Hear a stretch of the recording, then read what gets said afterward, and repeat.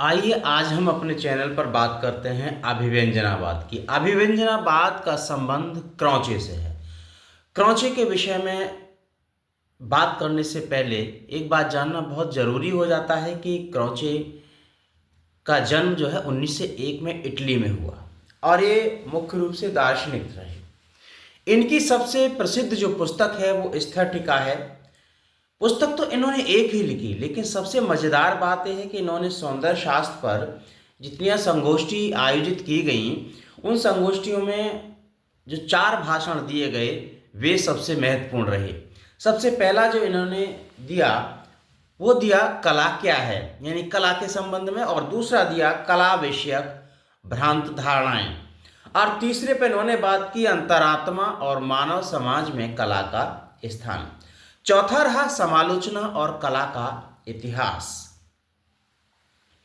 कला क्या है, इस पर क्रौचे अपनी बात रखते हुए कहते हैं, क्रौचे ने उन्होंने कहा कि जो कला है वो सहजानुभूति है, यानी कला कुछ नहीं है, वो सहजानुभूति है। इसके लगभग 12-13 वर्ष बाद सहजानुभूति को गीतात्मक सहजानुभूति क्रौचे ने कहा। इसलिए कहा क्योंकि वे इस बात को मानते हैं कि कलाकार एक बिंब का सृजन करता है, यानी जो कलाकार होता है वो बिंब निर्माण में निपुण होता है। दूसरी बात, वे कहते हैं कि कला नैतिक व्यापार नहीं है। कला एक ऐसा व्यापार है जो उच्चतम मानसिक चिंतन से संबंधित होता है, यानी जब कला का निर्माण होता है तो उस समय मानव जो है, मनुष्य जो है, वो उच्चतम मानसिक चिंतन की स्थिति में होता है।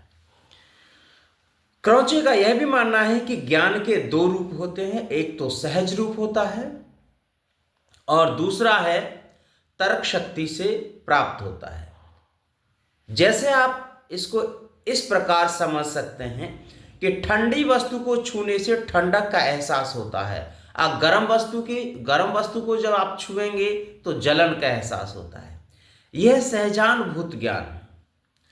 तर्क ज्ञान का संबंध वैयक्तिक या समष्टिगत ज्ञान से होता है।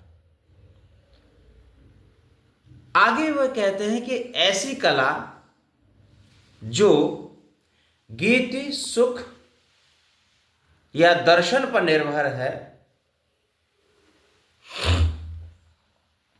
वह सुख या दर्शन ही है, कला नहीं है।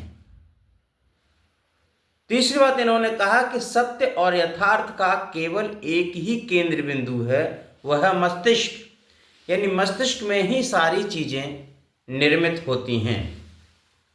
धन्यवाद, बने रहिए हमारे चैनल पर। फिर आगे बातचीत होगी क्रौचे के अभिव्यंजनावाद के दूसरे वीडियो में। तब तक के लिए नमस्कार।